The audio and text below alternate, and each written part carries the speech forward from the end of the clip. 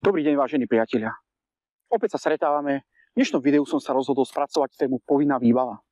Povinná výbava je takmer v každom vozidle, v ktorom sa stretávame v tej našej cestnej premávke, na tých našich cestách. Či už beriem motorku, osobné auto, nákladné auto, autobus, traktor, rôzne pracovné stroje, v každom z tomto vozidle musí byť povinná výbava.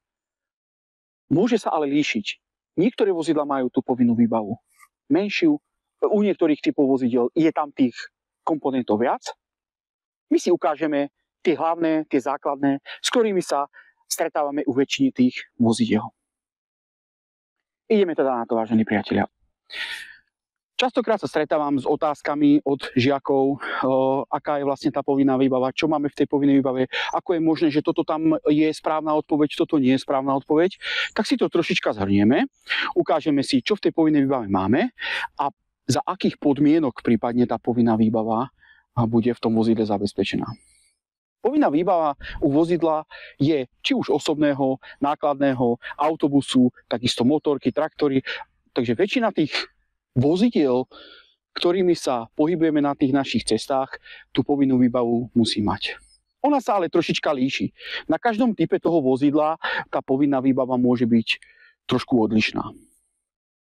My si povieme teda primárne, aká tá povinná výbava má byť práve na tom našom vozidle, teda na tom nákladnom aute, prípadne na nejakom autobuse. Povinná výbava pre toto naše auto skladá sa z 9 častí. 6 je spoločné, či už zoberiem osobné auto, aj nákladné auto, autobus, a tie následné 3 sú už potom priamo špecifikované podľa typu vozidla, podľa hmotnosti, podľa rozmeru, prípadne podľa toho, na čo to vozidlo využívam. Prvých 6 spoločných vecí je lekárnička, reflexná vesta, výstražný trojuholník,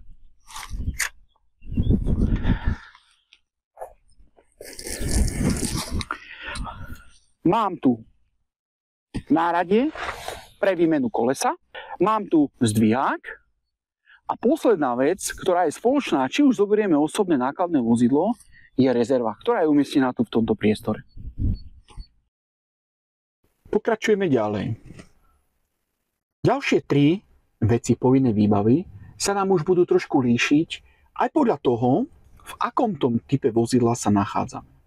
Ďalšia vec v povinnej výbave je hasiaci prístroj. Hasiaci prístroj má povinnosť mať každé vozidlo nad 3,5 tony. Takže všetky nákladné vozidlá, ale aj autobusy. Takže na nákladnom aute a na autobuse máme v povinnej výbave aj hasiaci prístroj. Ich počet, veľkosť sa líši podľa toho, v akom tom danom vozidle sa nachádzame. Ďalšou časťou povinnej výbavy je zakladací klin, respektíve zakladacie kliny. Od druhu a kategórie vozidla sa bude líšiť počet tých zakladacích klynov. U ktorého typu vozidla ten zakladací klin musí mať a koľko ich musí byť. Ďalšia vec v povinnej výbave sú snehové reťaze.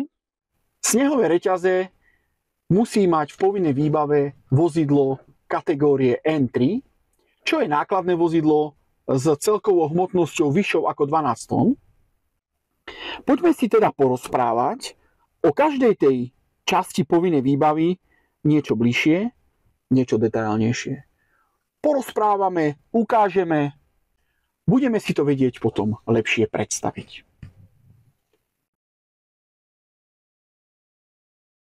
V prvom rade si rozoberieme bezpečnostný reflexný odev a výstražný trojuholník. Sú to veci určené hlavne pre našu bezpečnosť a zabezpečenie bezpečnosti v cestnej premávke.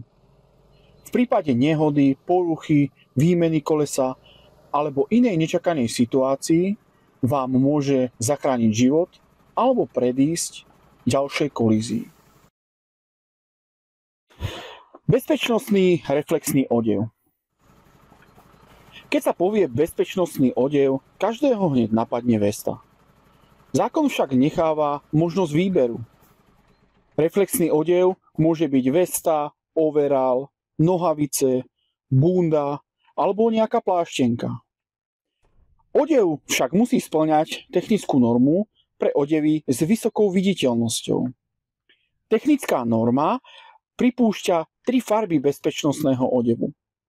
Fluorescenčná žltá, fluorescenčná oranžovo-červená alebo fluorescenčná červená. Odev musí zabezpečiť dobrú viditeľnosť osoby, ktorá sa pohybuje na vozovke, prípadne v okolí cesty. Dostatočnú viditeľnosť musí zabezpečiť pri všetkých svetelných podmienkach, vodne aj za tmy, a to pri osvetlení prednými svetlometmi vozidla. Jedna dôležitá povinnosť.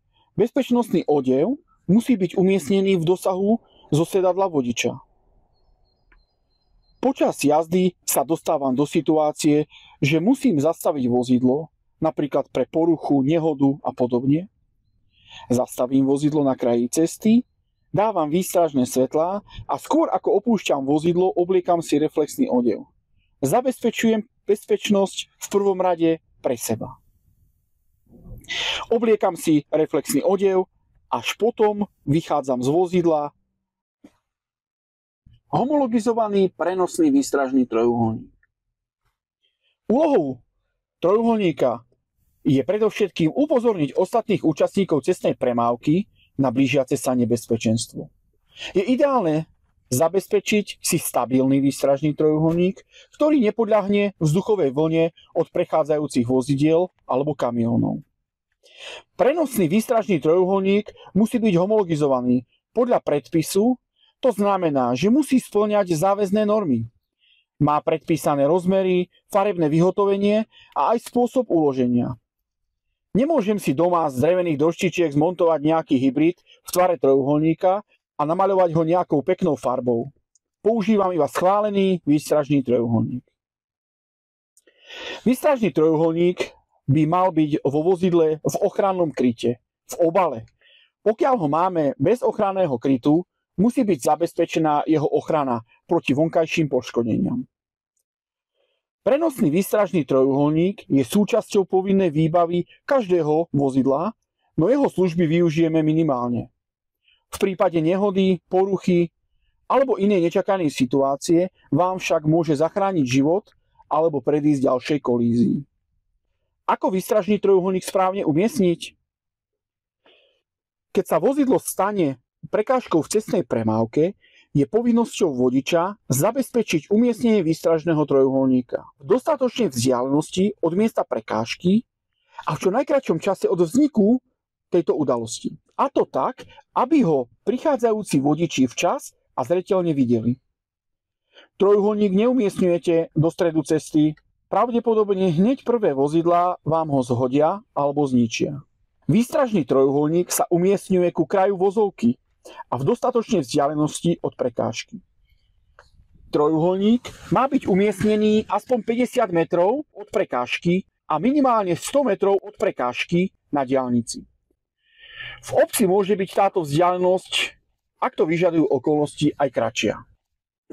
V členitom kopcovitom teréne alebo na ceste s viacerými zákrutami by mal byť výstražný trojuholník umiestnený ešte pred zákrutou alebo pred vrcholom vstúpania, aby ho ostatní vodiči čo najskôr zbadali, aby ich ten výstražný trojuholník čo najskôr upozornil na vzniknutú situáciu.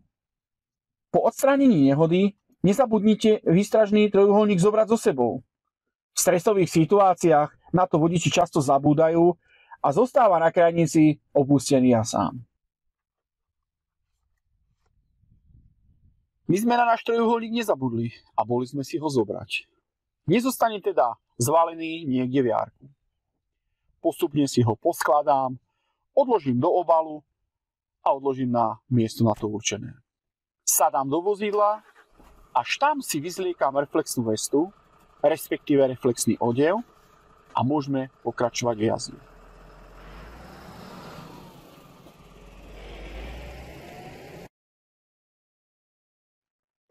Lekárnička. Autolekárnička je základom povinnej výbavy každého automobilu. Lekárnička má byť oranžovej farby s rovnoramenným bielym krížom a s názvom lekárnička. Autolekárnička musí obsahovať predpísanú výbavu a musí obsahovať aj kartu prvej pomoci. Nie je ani tak dôležité, aby bola zafóliovaná celá lekárnička, skôr je dôležité, aby boli v poriadku jednotlivé moduly, ako sa nazývajú časti lekárničky. Obsah lekárničky musí byť neporušený, vizuálne v poriadku, nesmie vykazovať známky znečistenia alebo iného znehodnotenia. V minulosti sme sa pri lekárničke často stretávali s problémom, že sme nekontrolovali dobu použiteľnosti, expiráciu lekárničky. Od 1. novembra roku 2019 už ale nie je jej expirácia dôležitá. Používať ju môžete aj po tomto dátume, ak však nebola použitá, obsahuje celý obsah lekárničky, teda všetky moduly, nie je znečistená alebo poškodená. V rámci cestnej kontroly sa tak už nekontroluje doba platnosti, ale to, či je kompletná, neporušená, neznečistená, vizuálne v poriadku. Náhradné koleso, kľúč na matice kolies alebo skrutky kolies a príručný zdvihák. Ďalšou časťou povinnej výbavy je náhradné koleso predpísaného druhu a rozmeru. Povinnou výbavou musí byť aj kľúč na matice alebo na skrutky kolies a príručný zdvihák. Kľúč, alebo môžeme povedať náradie, musí byť samozrejme určený pre daný typ vozidla. S náradím, ktoré je určené pre osobné auto, si v náklaďáku alebo autobuse veľmi nepomôžeme. Takisto naopak, koleso na osobnom aute nevymením s náradím z autobusu. Podobne je to aj so zdvihákom. Zdvihák musí zabezpečiť zdvihnutie vozidla aj pri naloženom vozidle, teda pri plnej záťaži. Vo vozidle musím mať zdvihák určený pre daný typ vozidla. Náhradné koleso, ľudovo rezerva, musí byť predpísaného druhu a rozmeru. Koleso, ktoré je menšie alebo väčšie, na vozidlo asi nenamontujem. A samozrejme, prázdna rezerva nám asi pri defekte nepomôže. Náhradné koleso musí mať teda správne rozmery a musí byť plne funkčné.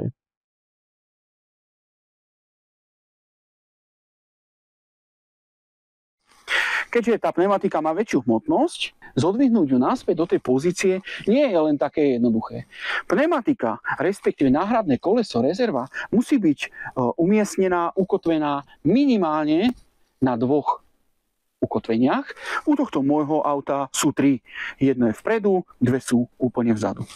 To koleso neviem len tak jednoducho spustiť dole a zdvihnúť hore, takže mám tu prevodový mechanizmus. Pomocou tohto mechanizmu si tú pneumatiku spustím dole, vyťahnem ju, vymením si prípadne to koleso a vrátim si tú pneumatiku naspäť.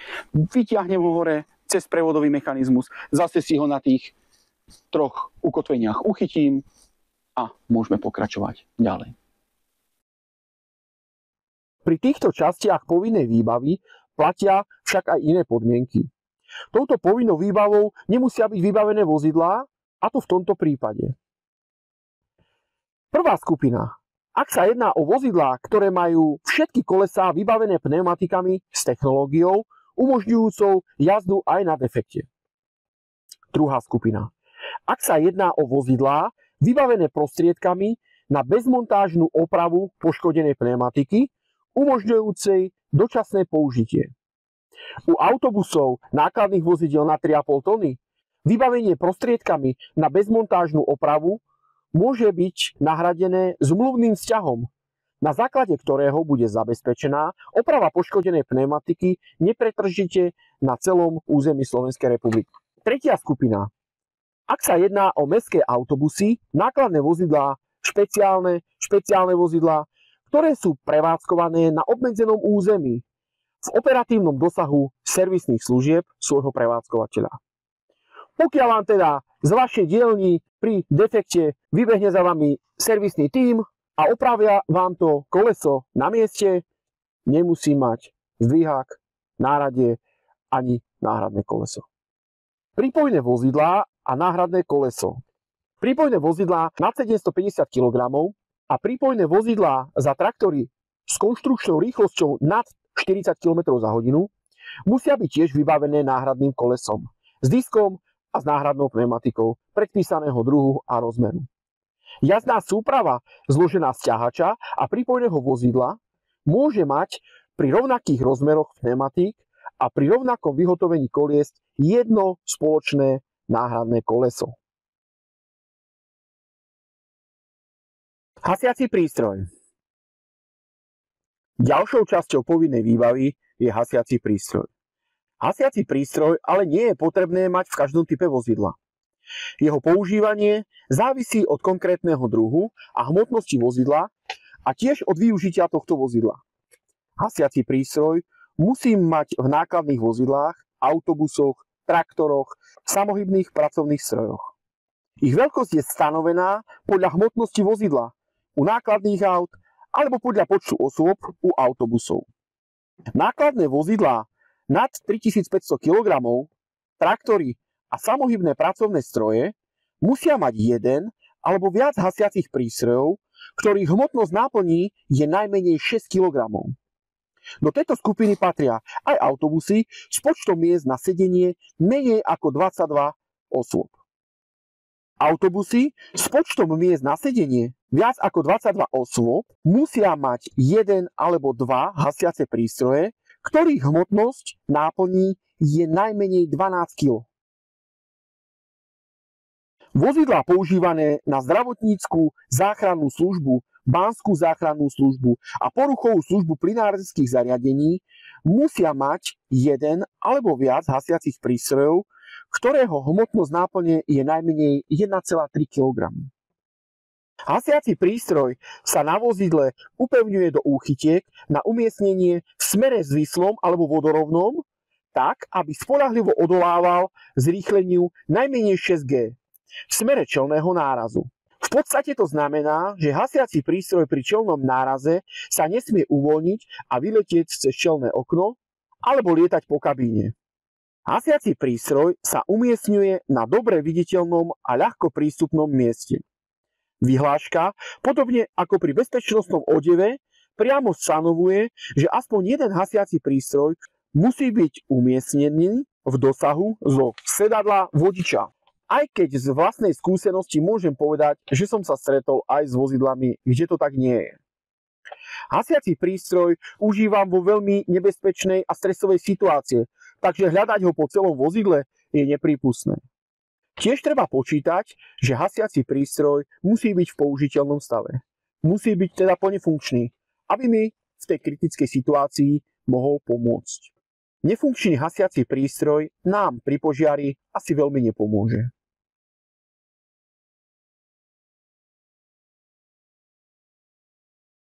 Zakladací klín. Povinnou výbavou motorového vozidla s najväčšou prípustnou celkovou hmotnosťou prevyšujúcou 3500 kg a prípojného vozidla s najväčšou prípustnou celkovou hmotnosťou prevyšujúcou 750 kg je zakladací klín. Ich počet sa líši od druhu vozidla, respektíve od hmotnosti vozidla. Pokiaľ sa pohybujem na motorovom vozidle a prípojnom vozidle s 3 a viacerými nápravami sú potrebné najmenej 2 zakladacie klíny. 2 zakladacie klíny však musí mať aj na jednonápravovom prívese s najväčšou prípustnou celkovou hmotnosťou prevyšujúcou 750 kg a na návese. Dalo by sa teda povedať, že pri prípojnom vozidle s hmotnosťou nad 750 kg musia byť tie zakladacie klíny vždy najmenej 2. Zakladací klín je zariadenie, ktoré účinne zabezpečí vozidlo proti samovolnému pohybu. Zakladací klín musí byť na vozidle ľahko prístupný a na vozidle musí byť bezpečne a spoľahlivo upevnený. Snehové reťaze. Ďalšou časťou povinnej výbavy, v podstate poslednou, sú snehové reťaze. Na posledné miesto sme ich zaradili hlavne preto, lebo povinnosť mať snehové reťaze v povinnej výbave nemajú všetky druhy vozidiel. Použitie snehových reťazí sa viaže na druh vozidla a tiež je ohraničené časovo. Snehové reťaze musí mať vozidlo kategórie N3, čo sú nákladné vozidlá nad 12 tón. Pri vozidlách, ktoré majú viac hnacích náprav ako jednu, stačí zabezpečiť snehové reťaze len na jednu hnaciu nápravu. Vo vozidle ich však nemusí mať celoročne. Vo vozidle ich musí mať v zimnom období, čo znamená obdobie od 15. novembra do 31. marca. Snehové reťaze sú špeciálna súčasť povinnej výbavy a je možné ich pripevniť na pneumatiku. Použitie snehových reťazí má zabezpečiť zlepšenie prenosu hnacích síl a smerovej stability, ktorá je znížená snehom alebo ľadom nachádzajúcim sa medzi kolesom a povrchom cesty a zvýšiť tak pilnavosť vozidla na zľadovateľej a zasneženej vozovke. Tým sa zníži riziko šmiku a prekozovania kolies a zimná jazda bude bezpečnejšia. Snehové reťaze sa môžu použiť len na vozidlách s rozmermi pneumatík uvedenými v návode na použitie a podľa podmienok určených výrobcom vozidla.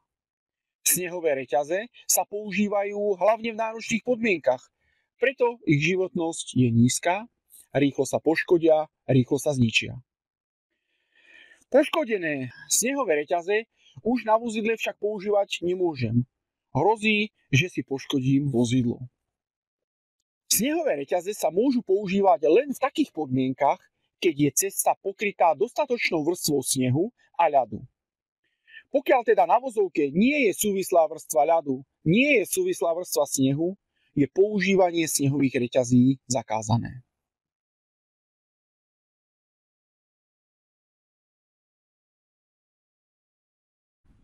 Ukázali sme si a niečo málo sme si aj povedali o všetkých častiach tej povinnej výbavy.